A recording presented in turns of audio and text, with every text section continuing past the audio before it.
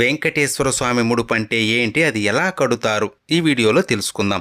పిలిస్తే పలికే కలియుగ దైవం, కోట్లాది భక్తులకు ఇలవేల్పు, ఆపద మృక్కులవాడు, అనాథ రక్షకుడు, కొలిచిన వారికి కొంగు బంగారమైన ఆ శ్రీనివాసుడే కష్టాన్ని కడతీర్చే దైవం అని భావించి స్వామివారికి తమ కోరికలు చెప్పుకొని ముడుపు కడతారు. స్వామివారికి ముడుపు శనివారం ఉదయం దీపారాధన చేసి ముందుగా వినాయకుడికి మీ కోరిక చెప్పి స్వామికి ముడుపు కడుతున్నాను, సంకల్పం నెరవేరాలి అని కోరుకుని ఒక తెల్లని బట్టకి పసుపు తడిపి ఆరబెట్టి బట్టకి 4 వైపులా కుంకుమ పెట్టి అందులో 11 రూపాయలు లేదా స్థాయిని బట్టి కొంత డబ్బును స్వామిని స్మరించుకుంటూ పెట్టి మీరు ఎందుకు ముడుపు కడుతున్నారో మనస్ఫూర్తిగా భక్తిగా స్వామికి చెప్పుకొని డబ్బు పెట్టిన పసుపు బట్టకి 3 ముడులు వేసి స్వామి ఫోటో లేదా ప్రతి ముందు పెట్టాలి.